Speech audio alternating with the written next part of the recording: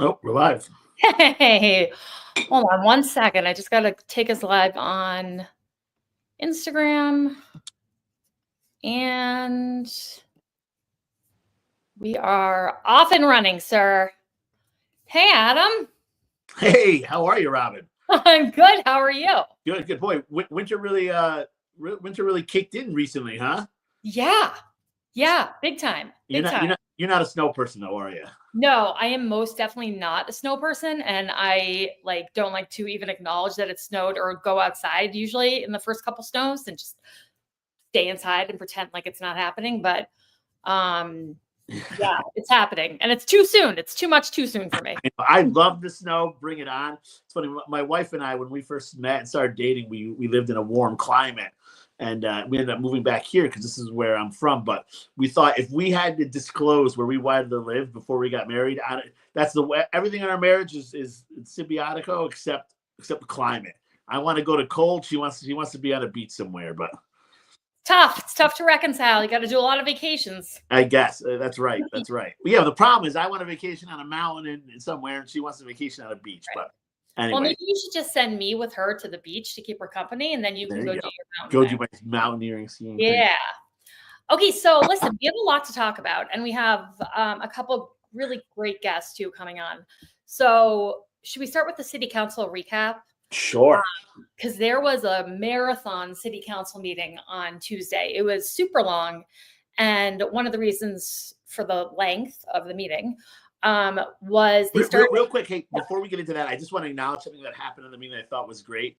That it was something my father and Sonny Bonaccio really pushed for. There's a park over on the west side. It's a little pocket park there off of Division. And Commissioner Tom McTighe, who had recently passed away, Commissioner McTighe and his family have been involved in Saratoga. And I didn't know this since 1918. His great grandfather was a judge in the city. And it was a really special moment. Commissioner McTighe he was a Democrat in Saratoga when it wasn't cool to be a Democrat.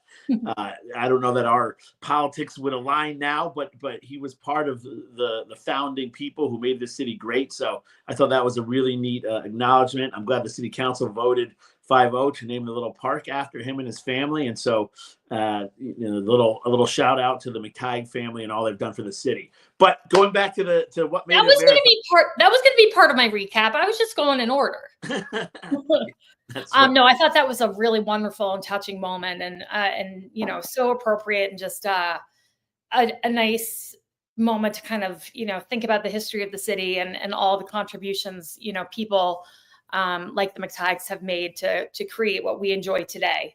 So it was very cool. All right, on to the good stuff. On to the good stuff. So the city council meeting started off with another public hearing to talk about the short-term rental legislation that has been drafted and modified over the last 10 months, I'm going to say 10 or 11 months by Commissioner Moran. And I have to say, I can't recall the last time I've seen this many people show up.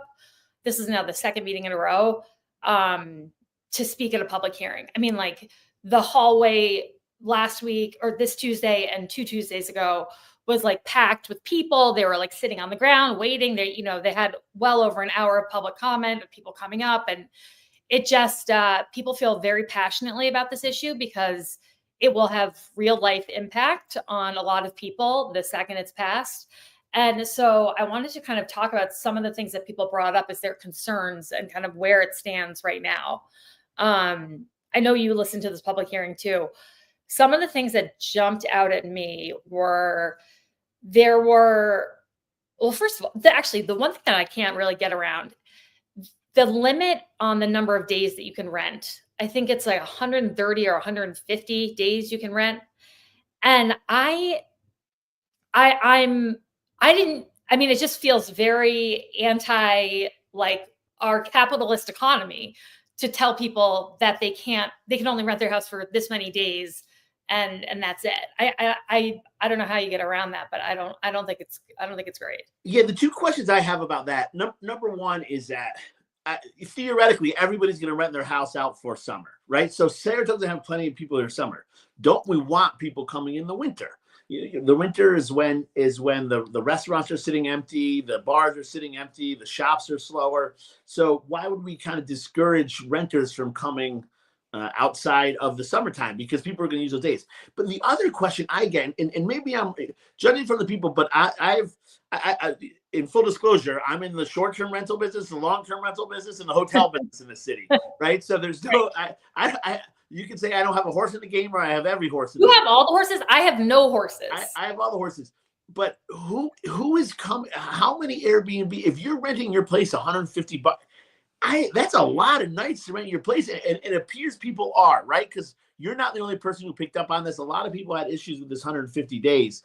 But I would say, boy, how many people are coming to Saratoga in January, where people are renting their house out for those 150 days? Well, and B, why don't we want them coming in January if they want to come? We do. And I think, there's people who rent out for the summer during the track, and then have people who are here for the school year, whether they're Skidmore students or people who have just moved here and are looking for a home, and they're looking for something from September to June. I don't think that does not count against your 150 days. I forget what the length is. Might be 30 days or something. But once it becomes a long-term rental, those days don't count against your 150. Oh, I gotcha. Okay. All right. Right. So you could rent it out for the summer, then turn it and rent it for Skidmore students, and that Skidmore rental would not count against. At least that's my understanding. So it was more people who were just the straight Airbnbs. Right. Now, it comes down to the issue I have with this is not an issue, but this is something everybody agrees on. We need regulation. And kudos to Commissioner Moran for taking something on. He took it, I think, a little over. He overstepped what I think is needed, but we should be able to come to an agreement here, because this is something. You have people whose neighborhoods that are being upended and uprooted due to these absentee landlords. And I get that, but I feel like that's an issue that can be addressed with our zoning regulations and defining a short-term rental or a secondary investment property being rented out with short-term rentals, as we can define it in the UDO and address it in how our zoning works. But I agree with you that we all think there should be some kind of regulation. The problem is everyone thinks different things should be regulated, and the goal has gotten really blurry.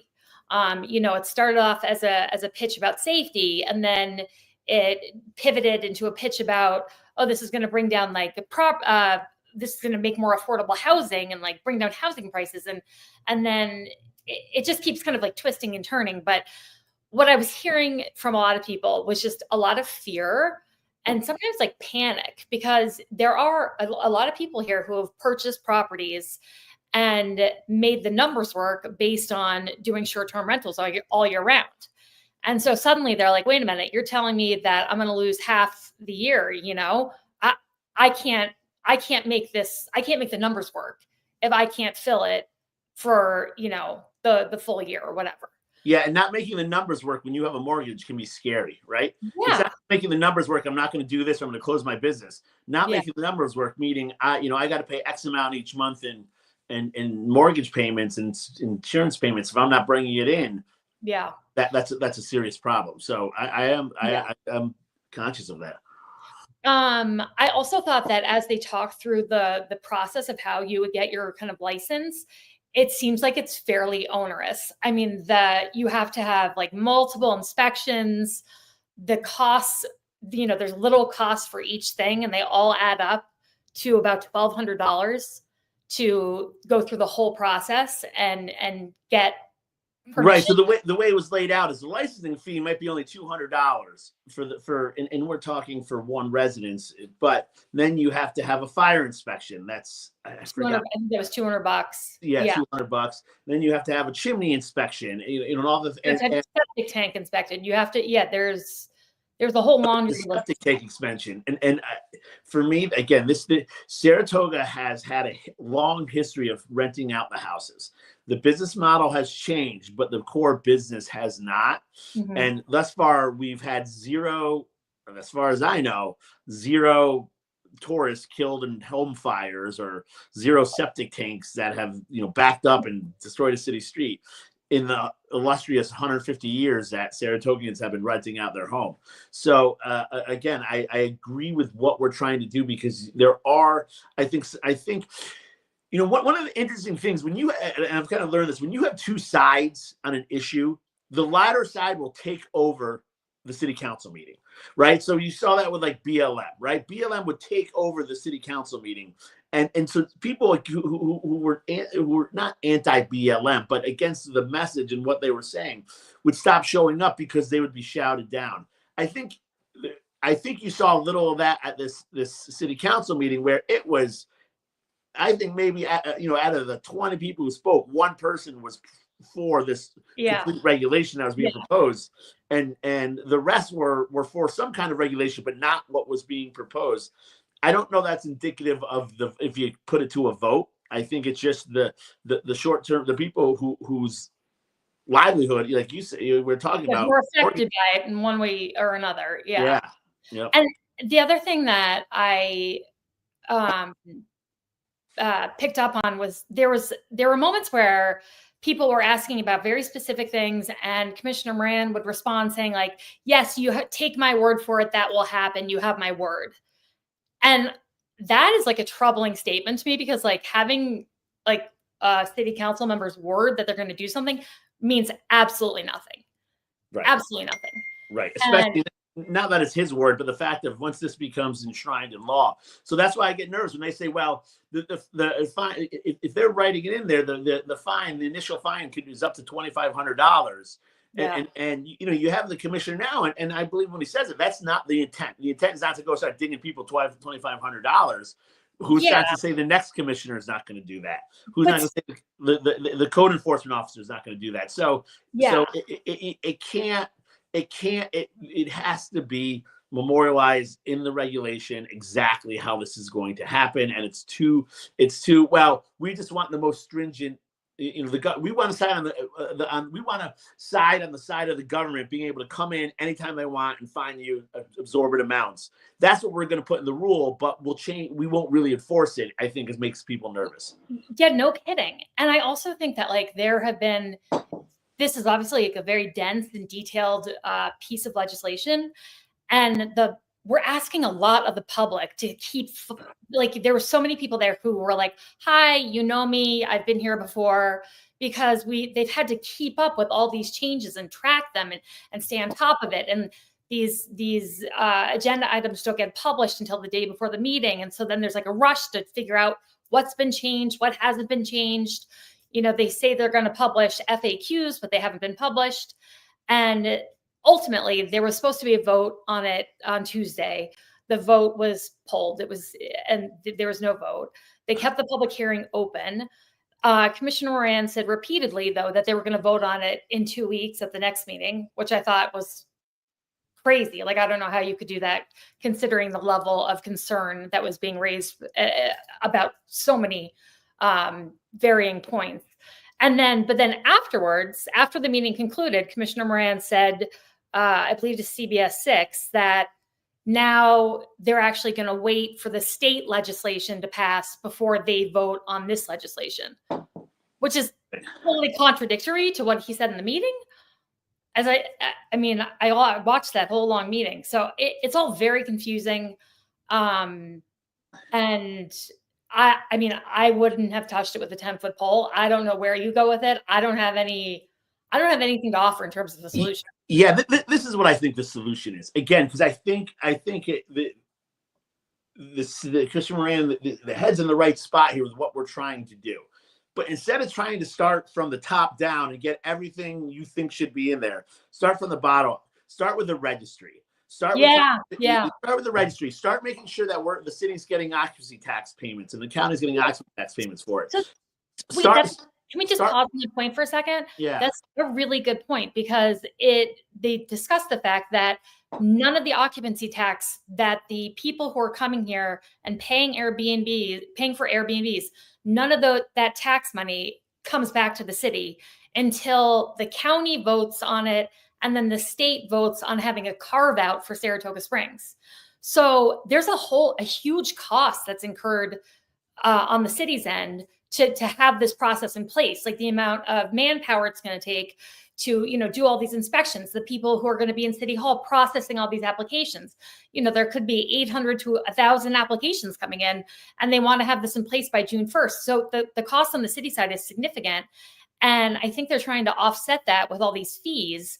But at the end of the day, we still don't have the occupancy tax coming in. So like, it just doesn't make sense to me. I think it's a little bit of a shit show. Yeah. I again, I would say start with the registry. Start with a path to get occupancy tax, and start with instead of requiring. I mean, this was another. We talk. You mentioned the safety issue. The state says the law is it has to be inspected once every 3 years. The city's proposing once a year. To date, to rent your house out for August, nobody's ever gotten their house inspected. Start with something where on this registry, if you want to rent your house out, these are what just give the homeowner, especially if it's owner occupied, right? Because this is my family staying in here. I don't like the fact code enforcement could show up within 24 hours notice. Start with something saying, listen, you need a fire, these are the things you need, and you're going to certify that you have these things. Because again, I understand the safety issue, and it's kind of it's a tough when you're arguing. I mean, you can say safety for everything, right? You can say, hey, nobody should ever drive their car again. There'll be no more car accidents for safety reasons, and technically you'd be right. But I understand the safety argument. But having code enforcement come in once a year, the fire department come into my personal house once a year, for me, it just doesn't. It's a complete government overstep, and the conservative side of me. The less government the issue. I understand the safety issue, but that can be achieved with a checklist that I sign saying I've done these things. But also the language for like what has to be up to code is very broad. It just says like everything on your property has to be up to current code standards. And for so many of us who live in houses like my house, which was built in 1885, I don't, excuse my language, but I don't fucking know if what's up to code and what's not up to code in my 1885 probably house. A lot's not up to, yeah. I'm right. Sure there's not a lot. That was another issue where people were saying, listen, in this not legislation, but in this legislation that you want to pass about STRs, it says the house has to be up to code. You're saying it has to be code at the time of being built. But that's not what's written down. What's written down in the legislation is it has to be up to code. So there were a lot of people that kind of goes back to trust me, this isn't what it says, but this is what it means. Well, again, we might trust you, but we might not trust the next commissioner of accounts or the next code enforcement guy to come in and say, hey, your home was built 150 years ago. But a light socket you have is, you got to go change every light socket, every outlet. You got to make this door 6 inches wider, and you got to build a ramp in the back of your house to be ADA compliant.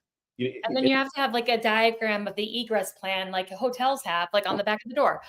We have a comment here from John Kaufman who says, how can there be a vote at the next council meeting when Moran says the legislation at the state must be resolved before the local law can be finished?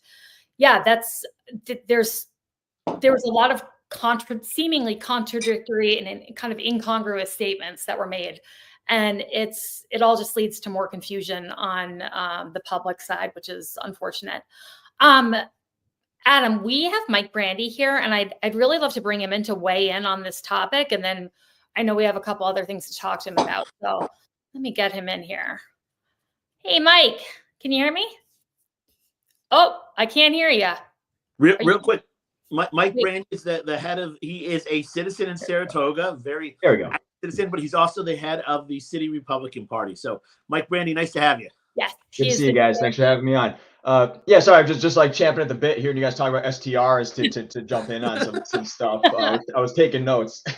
Yeah, come on in. Tell us what you think. What's your read?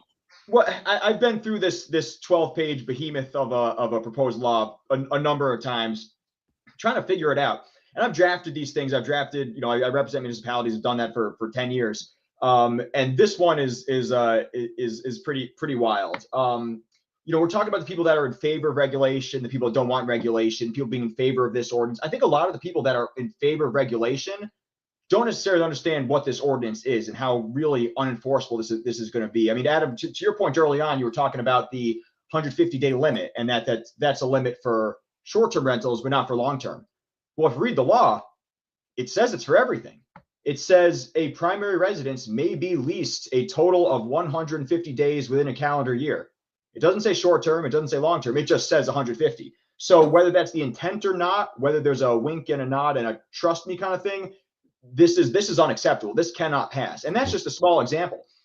You've got Moran and the council saying, well, the criminality has been removed. It hasn't. The code enforcement officer is expressly authorized in this to issue appearance tickets and to seek fines. That's in the penal law. So that's a criminal element to this. This whole thing is supposed to be based on fire code. Well, fire code doesn't apply to single family residential homes. It never has, and it doesn't. So it's just, this thing is so off base. I think, Adam, you're probably spot on that. You really got to pare it down, have some goals, and then legislate towards those goals versus this kind of throw it all at the wall kind of approach here, which is just not going to be work. It's a shame. They could pass this, and it's not going to be enforceable. It's not going to make anybody happy. So. Well, we were just saying, I'm totally confused now about when they're voting on it, because I swear Commissioner Moran said like multiple times that they were going to vote on it in 2 weeks at the next council meeting. But then after that, he said they're going to wait for the state to pass their legislation until they vote on this. And I'm like, wait, what? So interesting. Yeah. I understand, through the grapevine that potentially Assemblywoman Warner, might have spoken to him. There might have been some meeting about the intent of the state law and the impact of the state law. Personally, my 2 cents, I think it makes absolute sense to wait for the state, see what the state's going to do, because the state might take a lot of this out of the city's wheelhouse. They might do a lot of this free of charge. I was just going to say, like, there could be things that are duplicative, and there also could be things that are contradictory. So, why are we spinning our wheels and setting ourselves up for, a situation where we have to deal with all the issues that, come up with state legislation? I also did hear through the grapevine, so to speak, that Commissioner Moran's representation of Assemblywoman Warner's position on this legislation and her support for it maybe was a bit exaggerated on the commissioner's end, and she might not have been thrilled with how she was being represented in terms of her opinion on this. But it's again, I wouldn't have touched this with the 10-foot pole. I think there's so many landmines, but I will say it seems like a weird comparison, but at the end of the meeting, Commissioner Songvi brought up the issue of salaries for the city council and raising the salaries, because it's $14,500. It's $220 a week. It's like $8 an hour. It's ridiculous. And she also was talking about charter change. But instead of saying like, we have to change everything, and in that we'll address the salary issue, she pulled out the salary issue. She suggested a raise to $25,000 for the city council members. And she's proposing a vote just on that in 2 weeks. And so to me, that's kind of like the approach that needs to be taken here that Adam's describing. Don't take on changing the entire form of government and looping in the salaries. Pick off something that gets the ball rolling, that makes sense to people, that's easy to understand, that everyone thinks is reasonable, and start there and then build. But sure, yeah, it's like using a sledgehammer when you just need a claw hammer or something. It's a blunt instrument, and I think that's a good example. I mean, we have a lot of the complaints you hear from people that want STR regulation is parties and noise. And I live around Skidmore kids and STR rentals, and it's rarely for me, just because they're smaller STRs, rarely for me are the STRs issues, but I could see where the bigger houses could be issues. I have issues a couple times a year with Skidmore kids being loud, and sometimes you got to call the police. They come, they shut the party down, and then you move on. But I could understand people are frustrated. If it's happening every week for the entire summer, that's frustrating. But we got to be able to empower the police to respond and to write our. We have noise ordinances. Noise ordinances are. I was just going to say, we have things already that are in our city government that address these issues. Code enforcement will come out, they're on duty late night on the weekends, and they have, like decibel readers for noise. Yeah. And if there's a noise complaint, they can come out and take the reading and address it.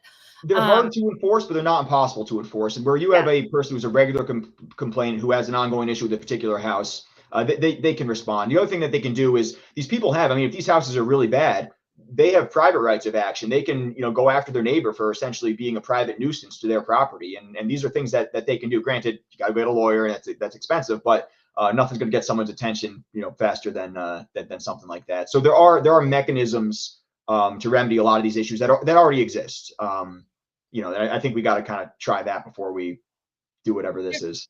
There's also this 1-800 number that would be set up that I find to be like, again, a little contradictory to the way in which our city works, because it would be, I mean, my understanding is it's essentially a 1-800 number for people to like call and rat out their neighbors for renting. Here's the issue with an anonymous. I mean, first of all, if you want to do a complaint, you can call up police dispatch and leave your name off if you witness a crime or there's a noise. You don't have to. They'll ask you for your name, but you can just say I'd rather not leave it, and you won't leave it, and the police will respond like they would for anything. And as far as so if you're not looking the criminal route and you're just calling to snitch on someone, so to speak, for a violation of this ordinance, they're not going to be able to enforce it based on an anonymous complaint. There's due process considerations. You're issuing a license here. You cannot take away a license without due process, and an anonymous complaint is not going to fly. You've got a right to confront your accusers on something like that, and it's just going to be, again, this is not thought through legislation. That's just another example of the mess that it's going to cause. I'm also thinking about how Chief Dyer, interim Chief Dyer, acting Chief Dyer, I'm not sure how we're characterizing him. He you apply for, he was talking about how the fire department was still understaffed and doesn't have enough people. And that's with the, code enforcement department that they have right now. That's at max capacity, basically. So how many more bodies are we going to need to do these inspections, to process the paperwork? It has to go through multiple departments.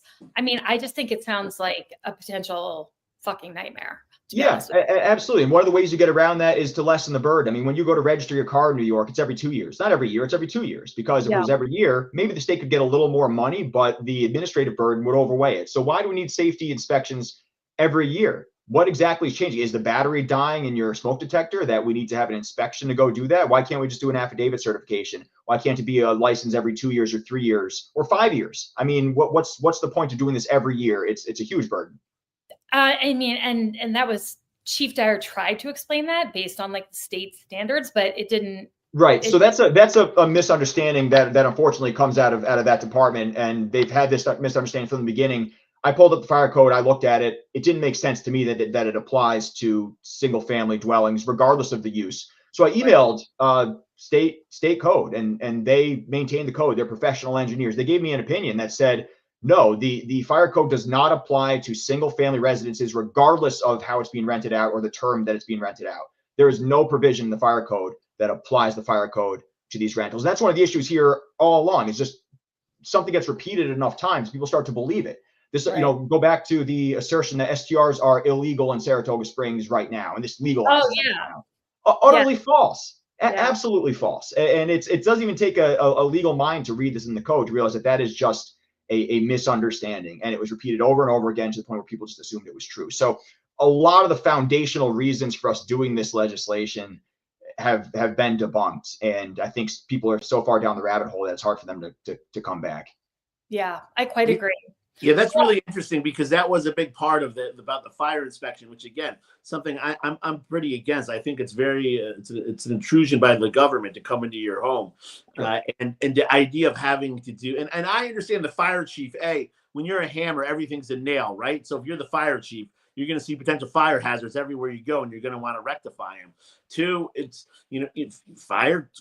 I don't know that maybe fire chiefs want to hire more firemen, and maybe this is an avenue to say, listen, now we got to do all these inspections.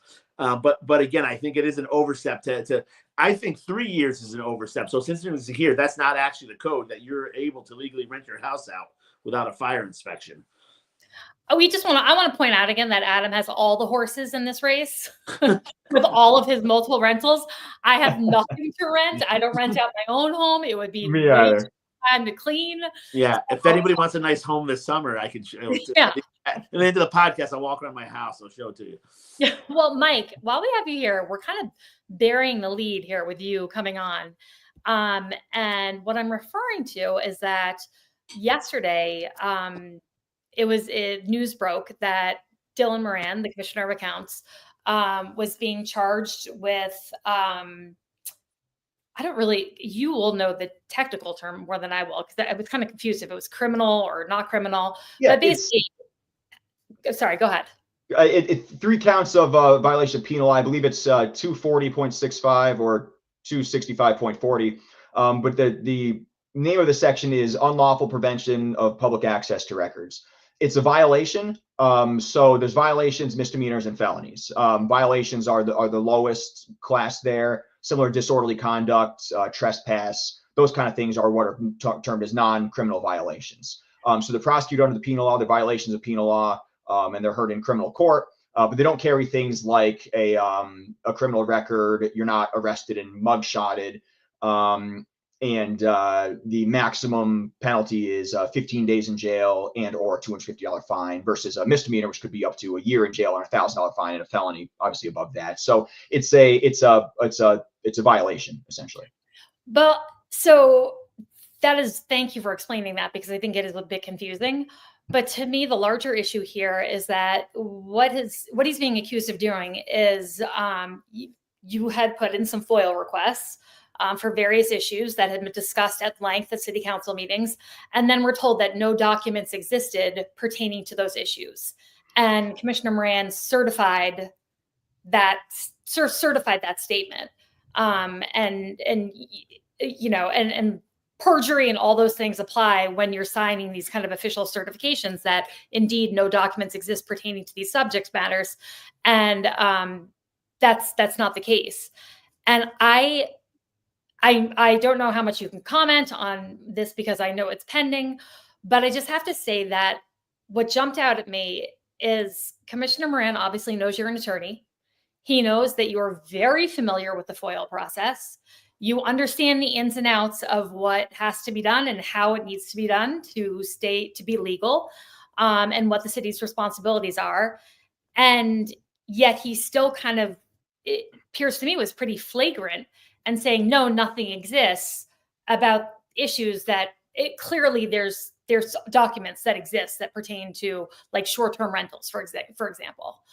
And then there was also a text message exchange that was publicized where Commissioner Moran is saying to someone, text me on this phone number. It's my personal phone and not subject to FOIL. So basically, right, like, if we want to smack talk or talk about controversial anything, text me on this number because it's not going to be, the public will never see it.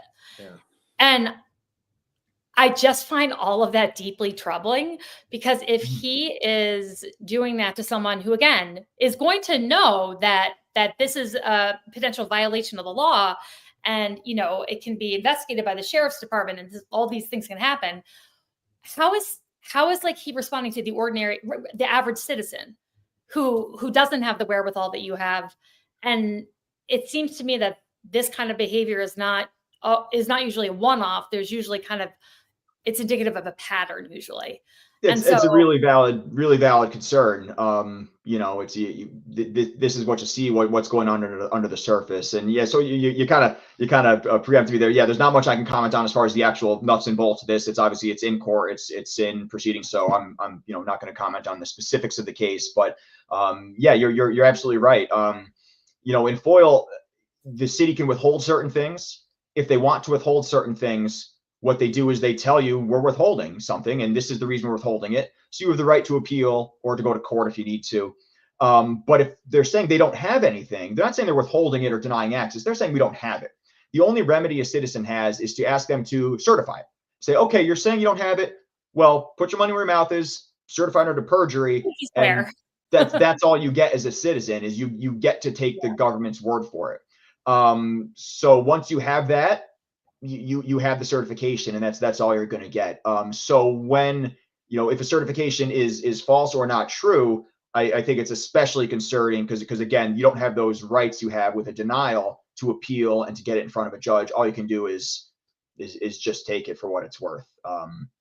So yeah, that's kind of the procedural context. I just have to say, because of my own personal experience with FOIL and turning over documents, I, had a request, as most people know, from the Attorney General's office that essentially I turned over my personal cell phone. I turned over my entire phone Mhm. and thousands, every single text message, every single document. I turned over everything because to me, whether it's good, bad, or ugly, that's my responsibility. I don't have any other option. That's it's similar but different, because I believe, if you would know better than me, but I believe that was in response to a subpoena from the AG's office, yes. right? So you would have had the ability to move for a protective order, or to try to quash it or limit it. Obviously that's fraught with its own issues and costs and time and going in front of a judge. So yeah, generally, with the subpoena, yeah, a lot of times people will just disclose because it's easier. FOIL's they can withhold a little more, because there are things they can withhold, interagency communications, stuff relating to law enforcement. There are things that you can validly withhold, and the Committee on Open Government is very clear on that. But typically, the person who's receiving the FOIA requests and processing them, it's in the city attorney's office. So it would be a city attorney responding and saying, this, is not subject to FOIA because of these reasons, blah, blah, blah. And it wouldn't be the commissioners or the mayors deciding what is going to be released or not released. Every municipality handles it a little differently. In Saratoga Springs, we have an interesting form of government where, we've got to have these 5 department heads. So yeah. It's a little wacky. Typically, it is through a city attorney's office, and you'll have a records access officer that sits in the city attorney's office. They will get the records, apply redactions that they wish to apply, and then maybe the city attorney or the chief executive officer would be the appeals officer. That's usually how it goes. I'm not sure exactly what Saratoga Springs does. Who's actually getting a look at the documents, who's actually doing the searches. I think it's kind of an all hands on deck approach, from what I understand. But one thing I always harp on with these is those exceptions are not required. You don't have to withhold interagency communications. You don't have to withhold draft legislation. You can, but you don't have to. So I always look at these things and I say, why? I look at these municipalities that, Saratoga Springs sometimes fitting the bill, where the policy is maximum redaction, maximum withholding. Why? Well, who is that serving? I mean, is there something? If there's something that we don't want out, why don't we want it out? And maybe we should be doing something differently if we have a whole bunch of stuff that we don't want released. Well, that's the thing. This is we're a small town. Like, I know we think we're a big city, but we're a small town, and this is small town politics, and this is our local city council. These are people we know in the community. Transparency shouldn't be this difficult to achieve. It really should not. And I really do find it deeply concerning. A lot of it, it's intuitive, but a lot of it can be confusing. I mean, you look at the open meetings law, and if you're not steeped in what this stuff is, you might, here we had a series of email votes, and they all thought it was perfect. Even the city attorney was endorsing it under the Kim administration. And I can understand why there would be confusion around that, but there's no confusion when you're texting someone, hey, text me on this number, because no one will be able to see it. Right. There's a difference. But what, I would, with open media, I mean, that's why I suggested a training course, because these are things that aren't always intuitive, and to learn about them is important as public servants. But you're right. There's a line where it crosses from permissible ignorance to, deliberate obstruction and maliciousness. And, that's it's very concerning when it crosses that line. We have a couple of comments that have been coming in. One is from Matthew Taylor. He says, a complete violation of the public trust. This may only be a violation of the law, but it is egregious for any public official to blatantly lie, to deny the public documents and information that is the public's. Yeah, I mean, I agree. Fair comment, yeah. John Coffin said, where is town law firm who drafted this? Did the town law firm write the short-term rental stuff? It's my understanding that they did, that we spent a few $1,000s to get the first draft, and then re-upped it to do the second draft. I don't know what they've done. I mean, this thing's still got a typo in it that it had a month ago, and I emailed the council about the typo. It's still there. I mean, it's just silliness with this thing. Yeah. I don't know who drafted it. Whoever drafted it shouldn't have let it out the door. Yeah. I agree. Well, listen, Mike, we love having you on. Thank you so much for, weighing in on this stuff. I could probably sit here and talk to you all afternoon about what goes on in City Hall, but I know that you have a job to get back to and a family to get back to. So we'll let you go, but I appreciate you coming on and chatting with us. Sounds good, guys. Thanks for having me on. Anytime. Good to see you, Mike. Thanks. So Adam, I want to do a quick pivot, if that's all right with you, and then we can kind of go back to the council meeting. Sure. One of the happy moments at the Tuesday City Council meeting was talking about the participatory, I don't know why I have such a hard time enunciating that. There's a lot of syllables in that word. I know. Budgeting committee, who just went through their third cycle of projects that were proposed to the city. And we have with us Norah Brennan, who is the chair of the Participatory Budgeting Committee and was at the Tuesday council meeting to go over all the projects that they have kind of greenlit for residents to, talk about, discuss, and decide what they hope to vote on, right? Residents can vote. So Norah, thank you so much for joining us. Thank you so much. This is a great opportunity. Always excited to talk about participatory budgeting. So thank you for the opportunity. So for people who don't know, could you give like a quick kind of just overview of what participatory budgeting is? Yes. So participatory budgeting was first developed in Brazil, I think in 1989, and it was initially developed as a program to address poverty-related issues in some of the cities in Brazil. And the idea was that it was direct democracy opportunity. We're going to give the residents of this community a fund of dollars to be able to determine how to spend, what is working best for their neighborhood. If you live somewhere, right, do you not know what's going to be best, what's most important? And it grew from there and then becomes something that we see. Cambridge, Massachusetts is one of the greatest examples in the United States. They've been doing it, I think, 9 or 10 years now.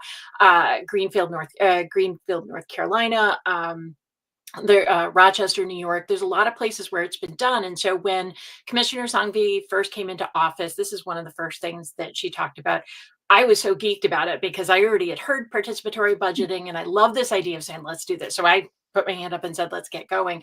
And so what happened was she got the city council at the time to approve, I believe it was 0.25% of the city's budget could be allocated towards projects that were submitted by residents of the community, of the city, and then voted on by residents. And so this is the third cycle that we've been doing this. We have a $100,000 budget this year, and actually more projects for the first time, more projects than we have money, which is exciting because it adds a bit of competition to it and saying what are things that people really feel is most important, would add the most value to the city. And I just think it's cool that people, more and more people are coming up with ideas and proposals, and it's really catching on and growing as a concept in the city. Exactly. Yeah. Just based on these submissions. So can you walk us through some of I have a screenshot here, but that's kind of little, but can you walk us through some of the things that are being proposed so we can give kind of people a sense of what we're looking at? Yeah, absolutely. There were a ton of great proposals, and some of them don't make it through because one of the realities of what we can do is what we learned in the very first cycle is sidewalks are expensive. So there are needs for sidewalks. So expensive. It's ridiculous. Anything having to do with like road work and pavement is like so it's shocking how expensive it is. Yeah, adding because I think I came in initially and I was like, oh my gosh, I got a list of like 47 different things that I would love to see happen, and every single one of them is way more expensive than the budget that we have to work with. And so, we've had to reset expectations, and it's a learning opportunity. So every year we get some really great ideas. These are all the different proposals that were submitted. We work with the committee to vet them out, and we work with the different city departments to figure out what's actually feasible for the city to deliver or the city to support versus it doesn't mean it wasn't a great idea. It's just not necessarily a fit for PB. It might be something that a nonprofit could do. It could be something we've referred things to the library or to even the capital budget. So a couple of things that are on the budget this year that I'll call out is the Pitney Meadows Community Compost. So we do open it up for ideas coming from nonprofits as well as from individuals. And definitely we get great ideas from both directions, but we've got a lot of local community organizations who are really who have membership that helps them say, this is something that would be great. So the community compost, it's a $30,000 project, but what this will do is enable people who are looking to do composting can do it directly in the city at Pitney Meadows and bring in their composting. So that's a great program. A lot more appealing than figuring out how to do like home composting. Yes. For me is like, Yeah, I mean, I have a compost pile, but I'm like, okay, now what? Right? It's just there. So, and I know, there have been courses and stuff that people put on, but having some place where I know it's going to be used for community gardens and for stuff, for the work that they do at Pitney Meadows is a great way to make sure that I'm doing something useful, and it's right there. It's not something I have to go seek out. Saratoga Joinery, so they're a new organization in our community, and they submitted a project to be able to offer educational programs on basic tool knowledge and home repair. So this will be so cool, by the way. And they're right. I can reach across my window right now and like touch them. They're my neighbor across the street, and I think what they do is like so amazing. But this specific course too is like something I would sign up for in like a heartbeat. Mm-hmm. Exactly. I've tried.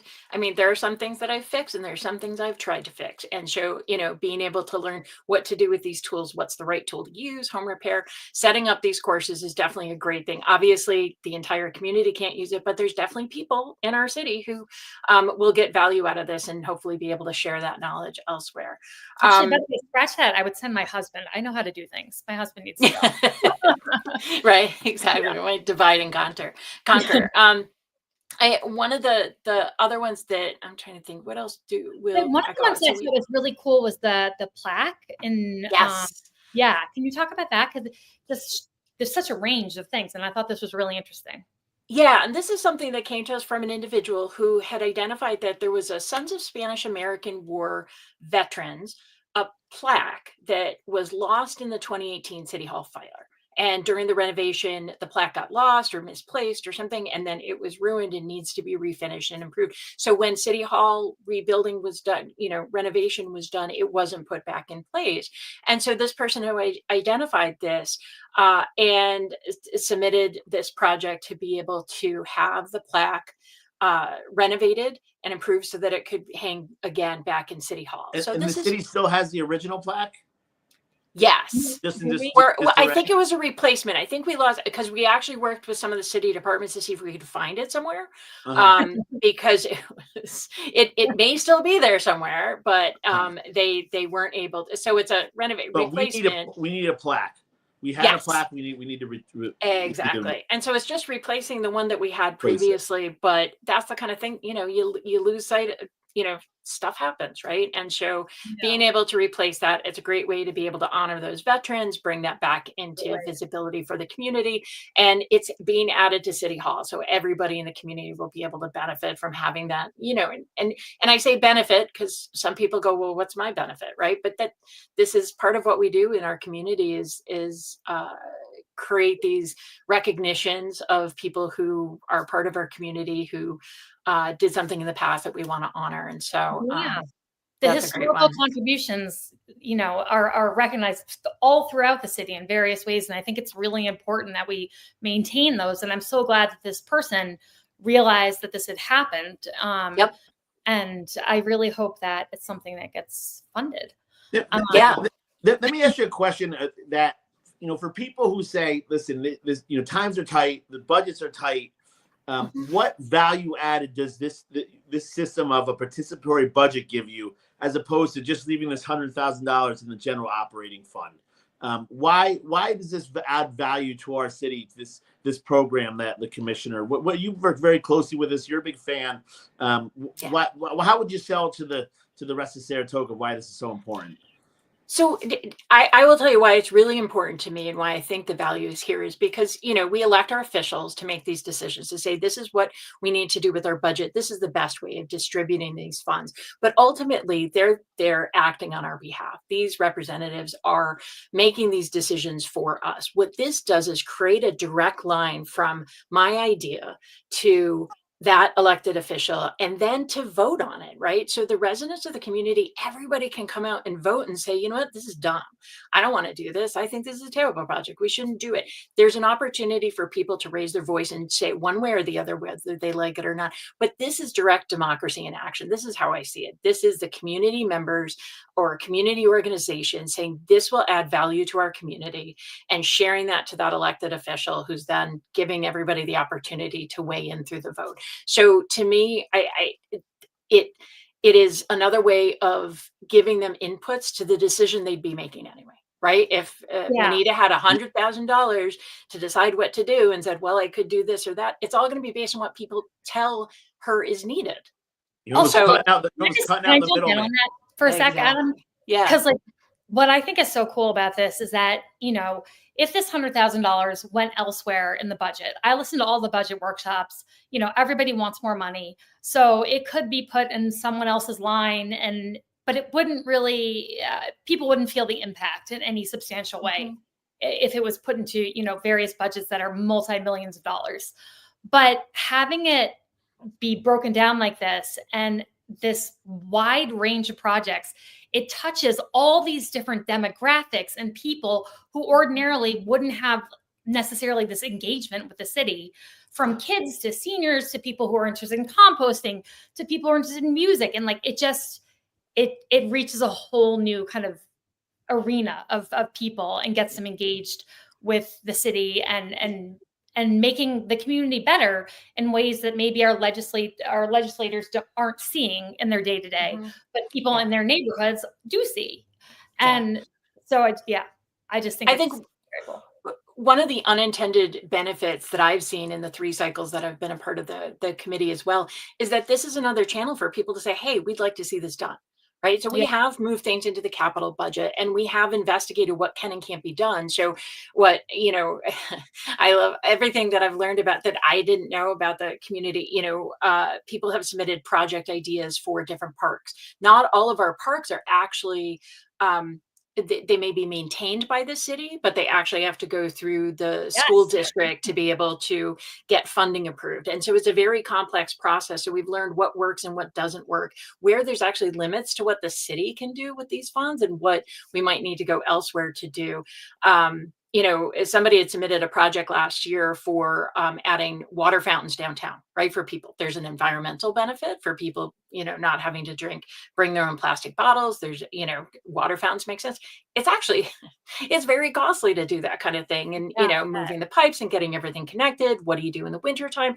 There's so many factors to that. And this is an education and also an opportunity to say, but it can't fit in participatory budgeting, but we're going to refer you to the DPW. So now DPW has a different channel of getting ideas of things that people are asking for, whether it's sidewalks, whether it's more lighting, you know, so we're bringing ideas forward and we're opening up that door for people to submit their ideas, whether it makes it our voting process or not, you know. I was going to say, I'm sold. You got me. Now, how I'm interested. I want to get involved now. How do I go vote? How do I, you know, where do I look at the list of these projects and how do I go vote for them? Yes. So we have a voting platform and starting this Saturday, we have a week of voting. So from December 7th to the 14th, thank you for putting up this flyer. There's a QR code here that you can scan. You can actually go in right now and look at the website where the voting happens and you can see what the projects are. You can pick and choose because we have this thing called knapsack voting. So you have a $100,000 budget and you can actually pick you can pick as many projects as can fit in that $100,000. And that's how we'll get your ranking and we'll understand what your priorities are as a voter. So starting December 7th, go in there, scan the QR code or go directly to the website. I'll post that the link in the comments. Oh, thank you. Directly to the site because people can go around and play and so it's very straightforward. And then once we complete that week of voting, then we'll tally up all of the votes and be able to make the recommendations to Manita and say, this is what came through. These are the top voted projects that fit. And then she will make the presentation to the city council who will make final approval on submitting those, getting those projects approved to move forward to be implemented in 2025. I think it's so cool, the knapsack kind of concept of because it really puts actually people through kind of like their own little mini budget workshop. Because it's like, I want this, that, and the other. And you're like, oh crap, it's too much money. So I got to like get rid of something. What am I going to get rid of? I just think it's such a cool addition this cycle. And I have to say that last year you guys funded the Lake Avenue Elementary School Centennial Celebration. And all my 4 kids have gone to Lake Avenue. I still have a kid at Lake Avenue. My kids too. Yeah. And it's so awesome. And it was such a great event. And I don't know how we would have pulled it off were it not for the money we got from the city. And so it was just, you know, something we'll all remember for a really long time. And thanks to this program. So I just wanted to kind of give it a little shout out and a thank you for that. Yeah, I will absolutely say that one of the greatest things, the things I like about the projects that we've brought through in past cycles is the free programming that's aimed towards children or to community members. So Opera Saratoga, we did Broadway in the park, and all these things that we were able to bring arts programming and make that available to kids who might otherwise not get the opportunity to experience those things. And that's, I think, one of those things that says when we look at Saratoga Springs and what makes it a place not only for people to be raised here, but to stay here and to develop their lives here, it's having the opportunity and the access to things that maybe they wouldn't get elsewhere. There was also the one, my favorite too, is there was a curling program, a pilot that we did in the very first cycle. And my family's a curling family. So I always thought curling was the greatest thing. We were able to, the National Curling Association actually donated the equipment so that we could be able to establish a pilot program. And there's now a curling that the recreation department is bringing back year over year to be able to open up curling groups. And so part of this is also, it's a one-time thing. You're submitting a project that's going to be implemented in 1 year, but hopefully some of the projects that we're building we'll see the benefits of it continue year over year. Yeah. That is, that's so cool. And our co-host who's missing today, Dan DeFederici, he had to work. Thanks, Dan. He is a big fan of the curling. So we have heard about the curling program. He loves it. And he thought it was awesome. Yep. So this is so great. Like, thank you so much for coming on, Norah, and kind of talking through this, because I really think that, you know, it's just growing and growing, and these things are all so exciting. And I really look forward to voting myself and then seeing what's funded. Yeah. And then absolutely, you know, encouraging people, think about what you want, what you think the city should be doing. Again, every idea is a good idea. So submit your ideas. That doesn't mean it's going to make it through. It doesn't mean it was a bad idea. It just means it's not a good fit for us. But we really want to see all those ideas. I want every year to see more projects come through for more work for the committee. And also, if anybody's interested in volunteering to join the committee, you know, we can always. Most fun committee to be on. Like, of all the committees, I would say this one would be like the most gratifying and enjoyable. To be honest with you. Absolutely, absolutely. Your sister is yes. I know that. That's right. Yeah, your sister's fantastic, and we've got a lot of really great members. Some of us have been there for the full 3 years. Some we've had come in and out over various cycles, and it is good. And it's really, I think we're always excited about spreading the word, about getting more ideas, about really building this and making this something that isn't specific to a single commissioner. Right. Yeah. If Manita, you know, moves on, decides to, you know, run for higher office and gets elected somewhere else and moves on, decides not to stay. This is a program I'd really like to make a case to say there's value in keeping this in the city. Yeah, I completely agree. I completely agree. So thank you so much. And we will make sure we continue to reiterate to people to vote this starting Saturday. And you have to be resident. You have to be 18 or older, correct? 18. Yep. It's an honor system thing. It's not an electoral vote. So you just go in and you fill out your information and say, yes, I'm a member of the city or a resident of the city, and I'm over 18, and go in and make your picks. But yeah, I sent the link in the private chat. I couldn't get into the comments. So you can definitely just pass that on. And I know that at my house, I brought it up at the dinner table and proposed it to the kids and was like, what do you guys think? What do you want to do? What should we vote for? And it was like such a fun conversation to have with them and hear their thoughts on what was being proposed. And so anyway, I could gush on and on, but so could I.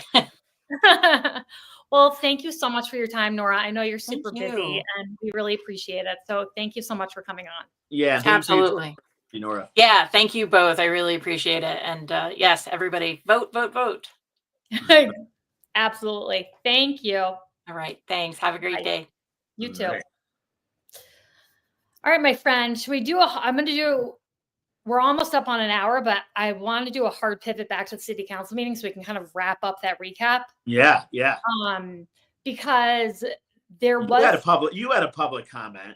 So I did have a public comment. So basically, I'll make a long story short. I was listening to a pre-agenda meeting. It was not Mondays, but it was 2 Mondays ago. And a gentleman made a public comment that was very innocuous. And it was like kind of observations about the budget and that people in Saratoga really expect a lot from their city in terms of services and kind of benefits and frills and perks. And we're willing to pay for them. And so he was kind of making the point that there's obviously, people want everything, but it has to be funded. There has to be money for it. And so he was making the point that raising taxes a little bit, he thought would be something that Saratogians would be cool with if it meant they could continue having access to all these services and benefits, et cetera. We're totally innocuous. He finished talking, and this is what Commissioner Moran said in response. Say to him, I'm very resentful of the fact that you think you speak for the taxpayers of Saratoga Springs, sir. You do not. You do not. You don't live here. You're not from here. So stop. So that's where his comment ended. So I was horrified when I heard that, because to say to someone, you don't live here, you're not from here, so stop, is contrary to every policy, rule, and regulation we have about the public comment period. Your residency has no bearing on whether or not you can come and speak at public comment. Where you were born has no bearing on whether or not you can come speak at public comment.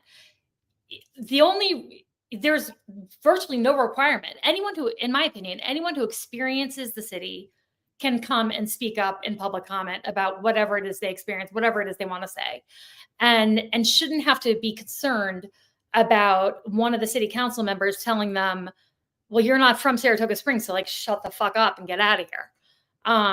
And so I just thought it was something that needed to be addressed because, especially at a time when we're really under a lot of scrutiny, that's not something that should be said and left uncorrected. So I went to public comment.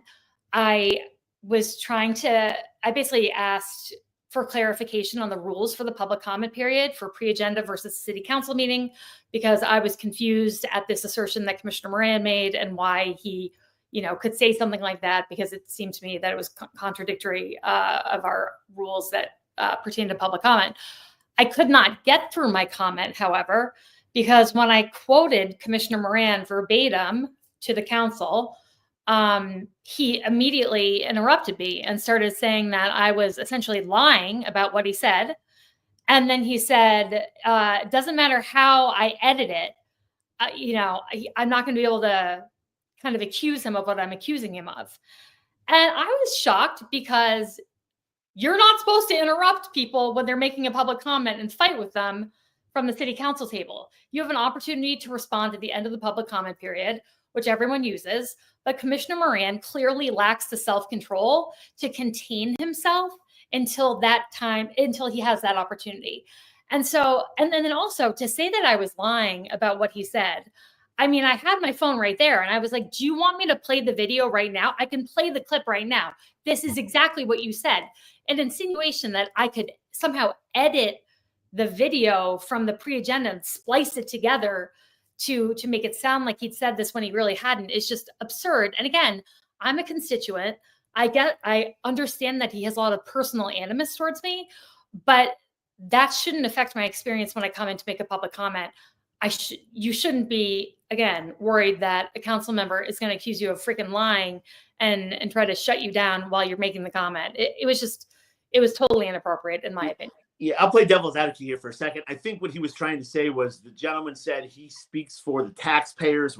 If you live in Saratoga, you are not a taxpayer. But I'm going to take it one step farther. I'm going to say if you're not from this city, that you should say second fiddle on public comment. I didn't like it when BLM was taking over our meetings. I don't like non-Saratoga residents taking over city council meetings. So this is our city, the residents, the taxpayers should get priority in the speaking at city council meetings. And so these outsiders can submit an email. So you're going to say, when people walk in the door, show me your license. Where do you live? Do you rent or do you own? Oh, you rent? Forget it. See you later. You're not No, if paying you rent, tax. it's okay. If you have a valid lease, unless it's a Skidmore. If you're from Skidmore, you don't get to speak either, because I'm sick of hearing those kids speak too. So only Saratoga residents can speak. Non-Skidmore students, a year lease. They don't have to own land. We don't have to go there.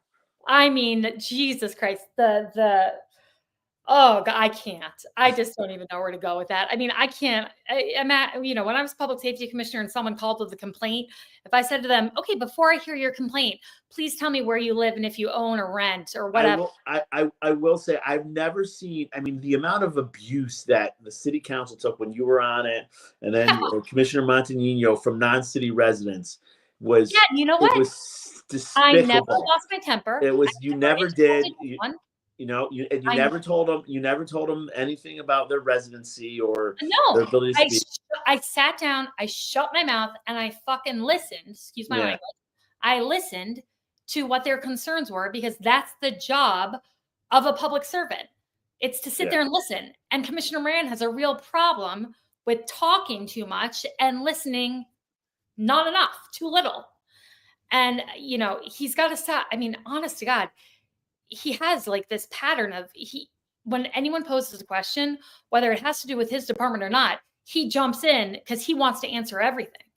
And I mean, these meetings are long because he bloviates too much. But anyway, I digress. I thought it was a completely inappropriate thing to say, and I thought it needed to be called out. In doing so, he acted completely inappropriately again. He's having a bad week. That is for sure. And he's, his actions, his potential actions, he's presumed innocent until found guilty. But the charges that were brought against him. What's going to be interesting? Who's going to defend him for this? Because if you look, if you go back to the history is the charter says public servants get defended for not for criminal matters. And this theoretically is a criminal matter, right? So the charter to say the city doesn't pay for and this goes back to, let's bring up Commissioner Golub, right? So Commissioner Golub, we'll try to get this in quick. Commissioner Golub got in trouble, similar charges as far as violations. These aren't violations are the same as a speeding ticket, but for having Joe O'Neill, theoretically, I think it's the case, or having somebody from the DPW go to his house on the city dime, on the city clock, and do something as simple as put Drano down a sink. And these are some our city's getting some attention right now for these minor infractions that, while on the surface they're minor, it's definitely not nothing.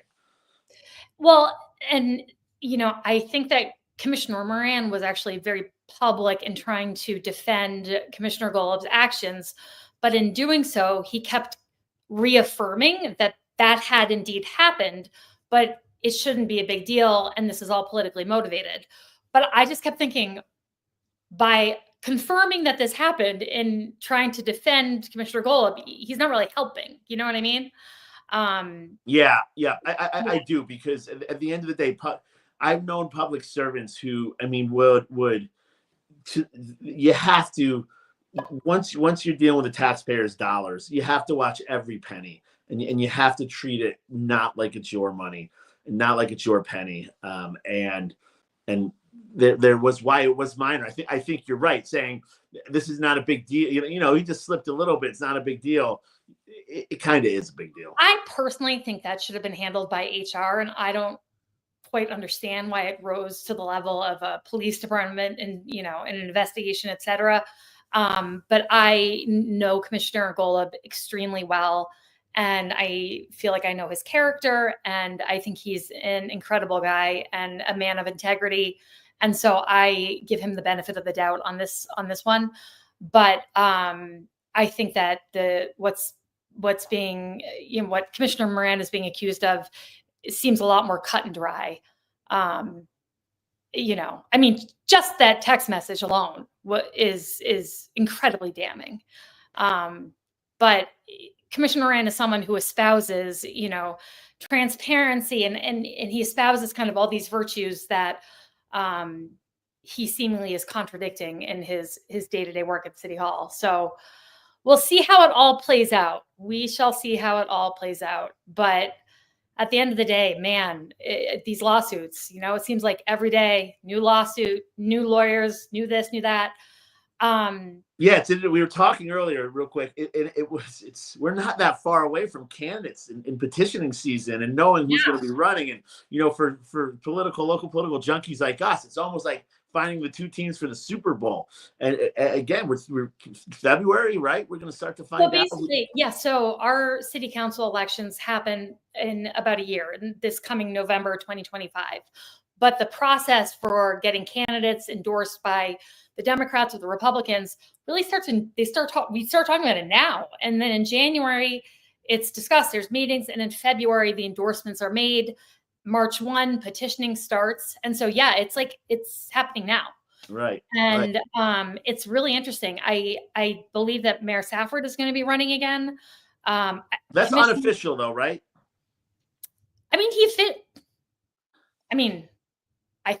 He told me. He told you he was going to run again. And it seemed like it was in a way that wasn't like on the down low. So I feel pretty comfortable saying that. Yeah. Right. And he told me that on Monday. I asked him on Monday if he was planning on running again, and he said yes. And then I don't know about Commissioner Songby, because I know she said when she was running for her state Senate seat that she was not planning on running again for the finance commissioner position. But I don't know if that's still the case. Commissioner Cole, I believe, plans to run again. I'm sure Commissioner Moran plans to run again. But I think that, especially with Commissioner Moran, because of all the shitstorms around him, I'm sure that there will be someone challenging him in the fall. And I'm sure there will be challenges to a lot of these seats. Yeah, the Republicans did not run with a full deck. And they still did very well. And so it's going to see if it encourages some more Republicans, because it's tough. It's just on the blanket and the enrollment numbers. It's not easy to get a Republican elected. Yeah, the problem is the Democratic City Committee is a stone cold pack of weirdos. They are just kind of a hot mess. I'm just going to say it. They're a little bit of a hot mess. And so it's hard when you don't have, in my opinion, two functional, healthy, productive committees, nominating people. But you and I are also in the group that's called One Saratoga, which is a group that was formed in 2019 and adheres to the kind of motto of city above party. And it's something that I think in this city is extremely important. I don't want people who are running to then report back to their party and do what their party is asking them to do in office. I want people running who are going to make decisions that are in the best interest of the city and not in the best interest of Republicans or Democrats. And so I believe we will, likely have another ballot line this election cycle. We had one the last election cycle. And in the last election cycle, it was really the One Saratoga line that put people over the finish line in terms of winning. And it really validated the concept that if you have a major party line and you have the One Saratoga line, you're going to win. So I think that the One Saratoga endorsements are going to be incredibly important for these folks. I think so too. Yeah. And we're in charge. I'm not really. We're part of the group that's in charge. Yeah. So on that note, can I just say a little cheer and jeer here to wrap up? Yeah. I'm cheering the Bills because they gave me great joy on Sunday. It was a freaking awesome game. And we need some happy news in New York State.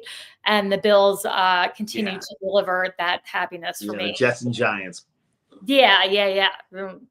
On the jeer side, our former mayor, Ron Kim, has been active on Facebook lately. And I happened to be reading a post that was about the proposed salary increases for the city council that Commissioner Songby put up. And in this post, Ron Kim, our former mayor, refers to John Safford as Sleepy John. And I just thought, what a dick. Like, what a shitty thing to say. You know what I mean? Like it just reminded me what a jerk he is and how happy I am. Trumpian tones to that. Yeah. Well, yeah, of course. Sleepy Joe, and he's like, oh, does he think it's funny to say Sleepy John? Like I just thought it was gross and unbecoming of a former mayor. Interesting, coming out of the Democratic Party too. Yeah, and he's he was just the mayor, and he's talking about the current mayor. It's just gross. Like, we deserve better in terms of the discourse from our former and current elected officials. Yeah. So, Ron Kim, stop being an asshole. All right, my cheers. Yeah, what you got? All right, my jeer is actually from my children, and it goes to the Saratoga Springs DPW for getting those roads cleared today and having school start on time. My kids were tired and pissed this morning. We know. My cheer goes to Saratoga Springs DPW for making my driving to work easy and comfortable for getting those roads clear. So I guess it's all perspective. Yeah, that is funny. No, my kids were like dying for like maybe a 2-hour delay. Yeah, exactly. I was expecting. I was shocked, but they made me sleep with a spoon under my. Yeah, my kids did that too. They're like. You put ice. I think we got underwear somewhere in a freezer or something. I don't know. Yeah, was there like a white crayon under the pillow, ice in the toilet, and then something else, and that will that's a magical spell that makes a snow day happen. That's really funny. I was like, wait, what are we doing? I was totally confused. Yeah. But anyway. All right. Well, it was great chatting, Adam. Yeah, we'll see you in 2 weeks. Yes, absolutely. All right. Peace out. Saratoga.